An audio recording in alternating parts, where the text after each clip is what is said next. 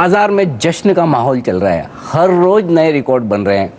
जब देखो तब बाजार नई ऊंचाइयों छूने के लिए आगे बढ़ता हुआ नजर आ रहा है। सब तरफ बड़ी उत्साह और तेजी का माहौल है।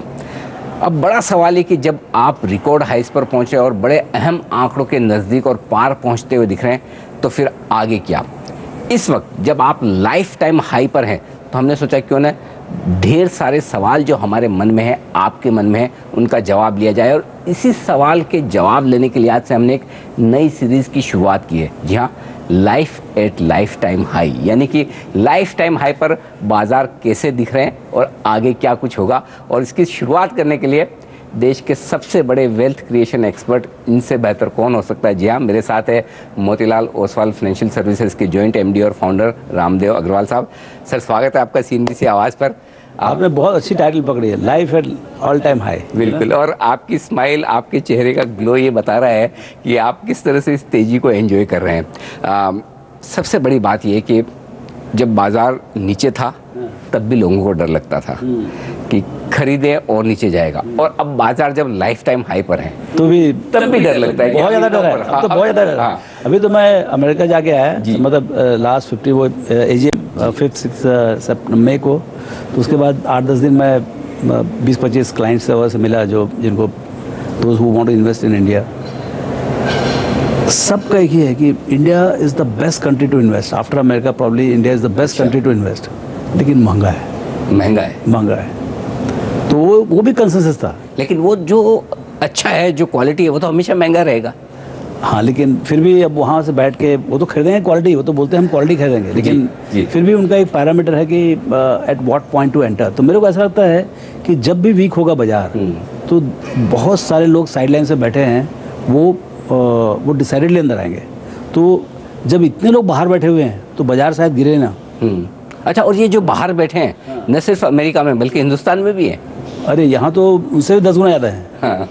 कि लेफ्ट आउट फीलिंग जो यहाँ है वो बहुत ज़्यादा है। लेकिन क्या, लोगों ने फिर भी थोड़ी बहुत एंट्री ले ली है यहाँ पर, 2%, 5%। वहाँ तो मतलब लोग जो पैसे लाना चाहते हैं वो तो इंडिया ही देखे नहीं है, इंडिया ही नहीं आए, पहली बार इंडिया आएंगे वो। Physically they are not travelled to India. अच्छा, या सो वो एक अलग टाइप की मतलब एक अलग टाइप का उत्साह है इंडिया के बारे में। तो इस उत्साह की वजह क्या है?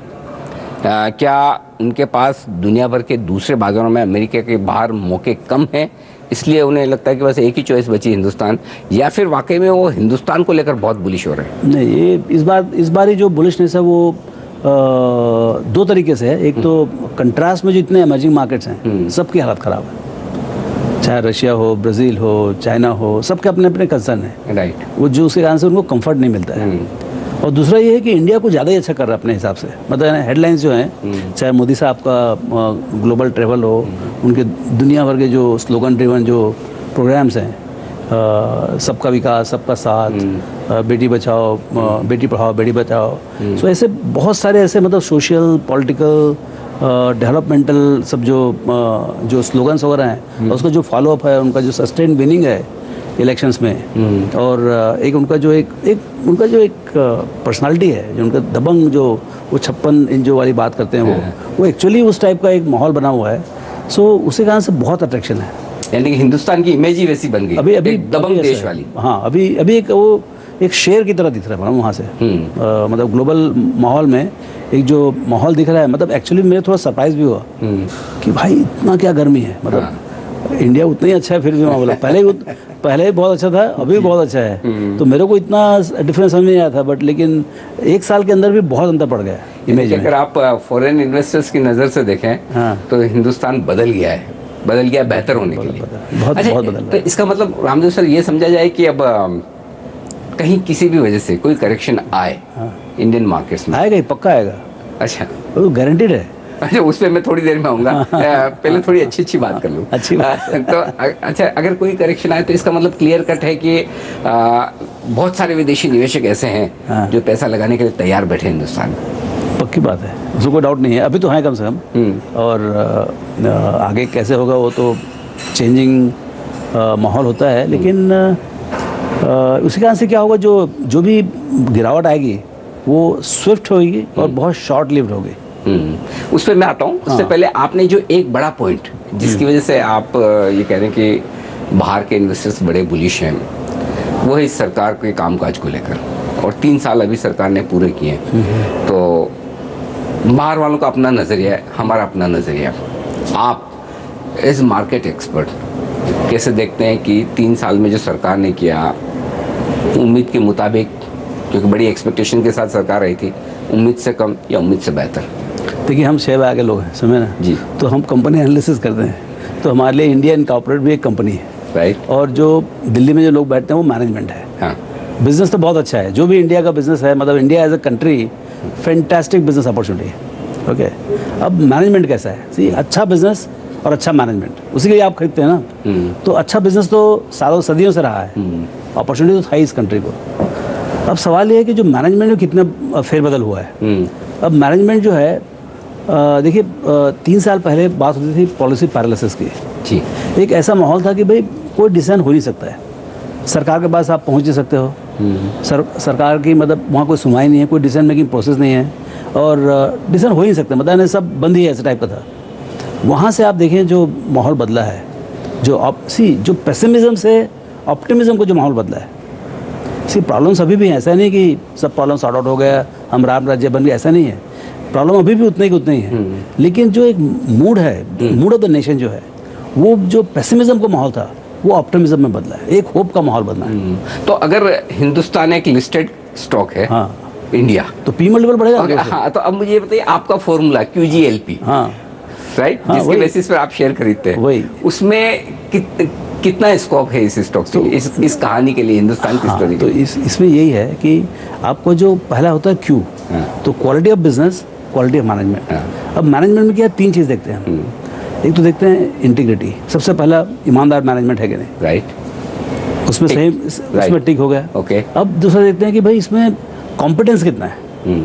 तो आप देखिए जो मोदी सरकार जो है उसमें कॉम्पिटेंस बहुत ज़्यादा है, क्योंकि वो खुद चीफ मिनिस्टर रहे हैं और खुद एक अनुभवी हैं, है ना।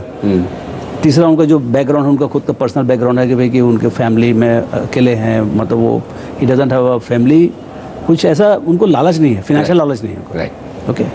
तीसरा ये कि पैशन, वो सबसे बड़ी चीज़ होती है। भगवान ने दिया है तो दिया है, नहीं दिया तो नहीं दिया है। हाँ, ये तो इंटरनल है, ये तो इंटरनल है। वो उनको 24/7 पैशन है देश को आगे बढ़ाने का। अब ये जो that is the differentiator between a management and a management, same opportunity, लेकिन यदि कोई आदमी पागल है तो वो कहीं से कहीं पहुंच जाएगा, और जो आदमी को कुछ नहीं करने का है, खाली नुक्स निकालने का है कि ये नहीं हो सकता, वो नहीं हो सकता करके, तो कुछ भी नहीं हो सकता है। So that is a basic difference. अब सवाल ये है कि क्यों तो हो गया, मतलब अच्छा बिजनेस है, अच्छा मैनेजमेंट है, राइट। अब ग्रोथ कितना लंबा आएगा? हाँ। अभी ग्रोथ वही 6-7%, 7% ही चल रहा है, राइट। तो ग्रोथ में अभी तक फर्क नहीं आया है। लोगों को एक्सपेक्टेशन है कि ये जो कॉम्बिनेशन है, जो मैनेजमेंट का जो चेंज है, दैट विल लीड, ग्रोथ आएगी, और ग्रोथ जब आएगी तो 10 साल के लिए आएगी, क्योंकि एटलीस्ट बाजार बोल रहा है कि ये 19 हो रहा जो है, ठीक है, एक पड़ाव है, लेकिन गेम पूरा 2024 का 10 साल बोले तो आपका QG और L का लॉन्जिविटी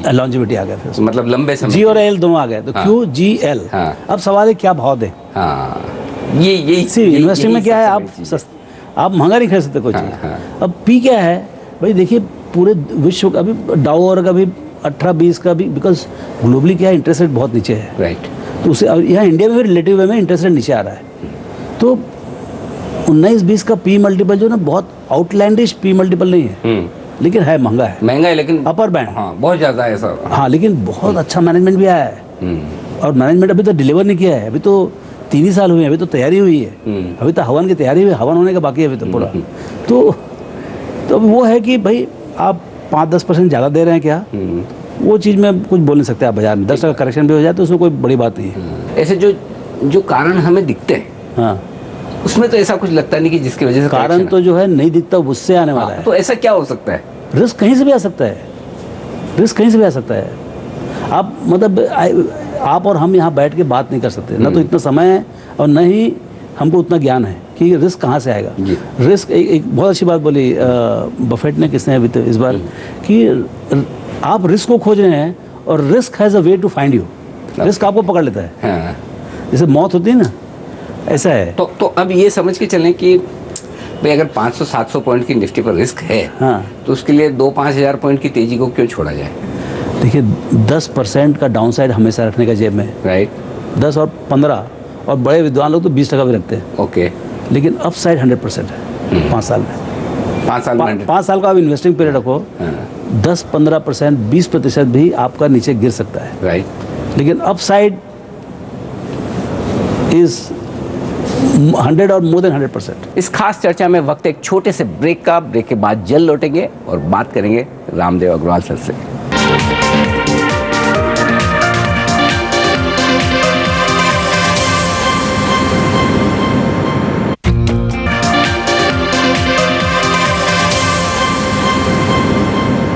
ब्रेक के बाद एक बार फिर से आप सबका स्वागत है। हमारे साथ हैं मोतीलाल ओसवाल फाइनेंशियल सर्विसेज के जॉइंट एमडी रामदेव अग्रवाल साहब, और हम बातचीत कर रहे हैं उनसे life at life time high पर।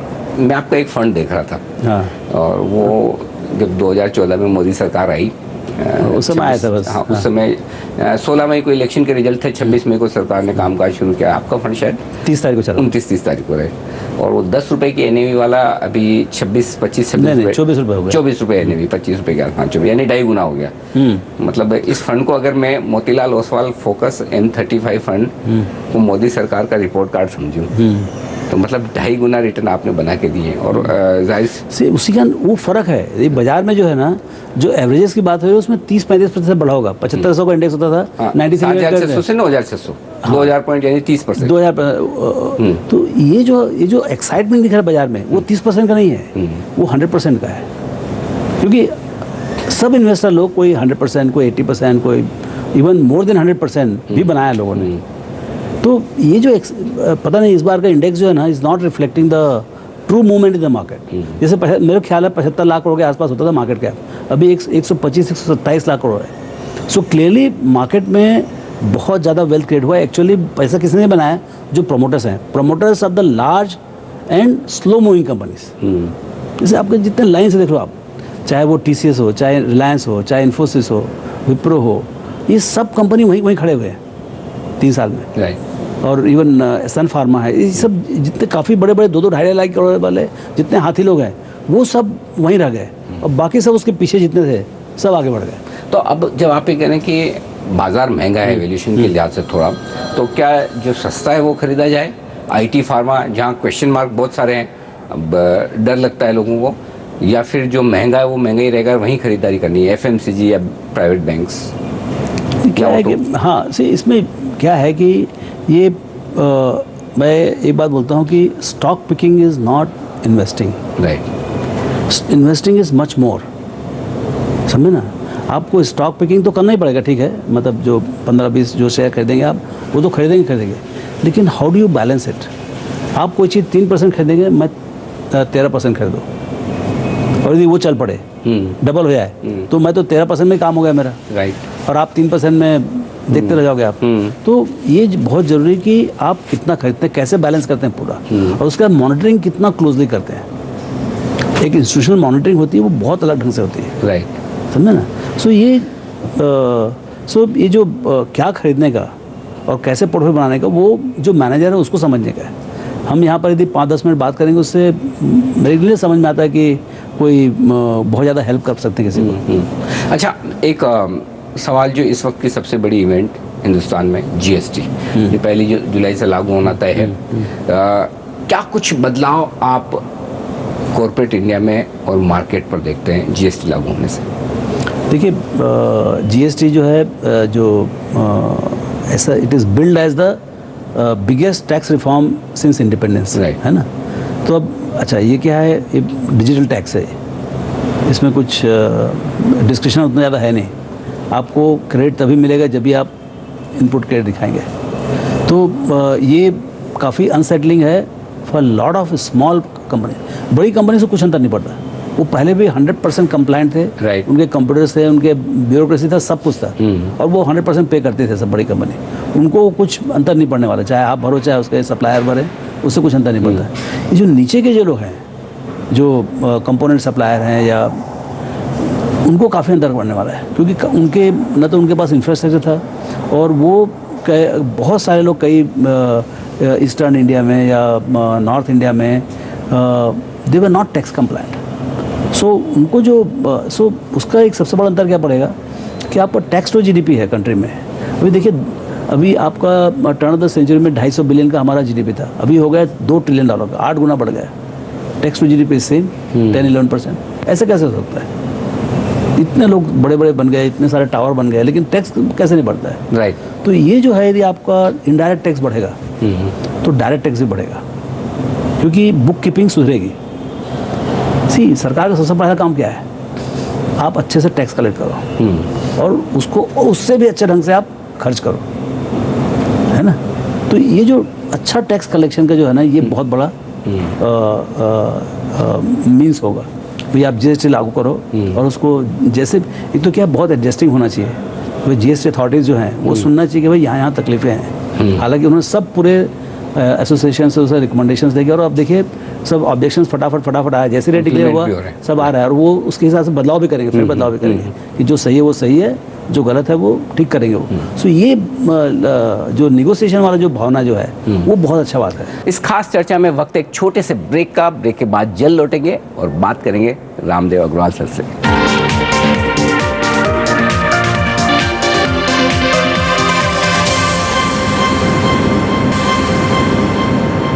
ब्रेक के बाद एक बार फिर से आप सबका स्वागत है। हमारे साथ हैं मोतीलाल ओसवाल फाइनेंशियल सर्विसेज के जॉइंट एमडी रामदेव अग्रवाल साहब, और हम बातचीत कर रहे हैं उनसे life at life time high पर। अच्छा सर, आप जब एक चीज़ कह रहे हैं कि लाइफ टाइम हाई पर हैं, करेक्शन तो कभी भी आ सकता है, आएगा भी, तो फिर अब लाइफ टाइम हाई पर जब करेक्शन का भी डर है, बाजार थोड़े से महंगे भी है, बहुत ज़्यादा नहीं, तो यहाँ से अगर बाजारों को 5 साल में दुगुना होना है तो फिर तेजी की वजह क्या है? किस वजह से बढ़ने चाहिए?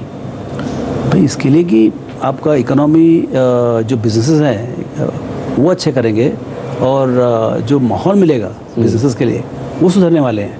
आपके बेटर फिस्कल मैनेजमेंट है, बेटर फाइनेंशियल मैनेजमेंट है, बेटर मॉनेटरी मैनेजमेंट है, एंड बेटर अपॉर्चुनिटीज़ है, चाहे मतलब ग्लोबल ग्रोथ है, लोकल ग्रोथ है, तो सब तरीके से बिजनेस अपॉर्चुनिटी बढ़ेगा। और जो विनिंग बिजनेसमैन हैं वो और अच्छा करेंगे उससे। अभी आपको ये देखने का है, ये माहौल में कितने खिलाड़ी हैं, अब उसमें से आपको 15, 20, 25 जो अच्छे बिजनेसमैन हैं जिसको मार्केट ने अभी तक पूरे फुल्ली नहीं समझा है, वो सब पोर्टफोलियो में आपको ला कर रखना पड़ेगा। That is the power of active management. Active passive में लड़ाई क्यों हो रही है अभी विश्वव्यापी सबसे बड़ा बात क्या चल रहा है? एक्टिव पैसिव का। क्योंकि जो पैसिव वाले थे, जो एक्टिव वाले थे, वो अपना काम नहीं कर रहे थे, तो उसी कारण से बोले कि भाई हम आपको क्यों फीस दें 2%? ठीक बात है, हम पैसे में चले जाते हैं, एटलीस्ट वो हेडेक तो खत्म हो जाएगा कि भाई हु शुड बी मैनेजर। तो ये जो एक्टिव का जो एक रिस्पॉन्सिबिलिटी है वो यही है, क्योंकि बाजार इज नॉट अबाउट एवरेजेस, बाजार is about difference in variation. There is a difference between average of the market and what 200 companies are doing. क्योंकि हर बाजार में जो 4000 कंपनीज हैं उसमें से 200 कंपनी ही पूरी एवरेज को बनाती हैं। बिल्कुल 2000 कंपनी बनाती है। तो आप कैसे अपने पोर्टफोलियो संभालें कि आपके पोर्टफोलियो में 20 में से कम से कम 18 कंपनी और 200 में से रहें। राइट।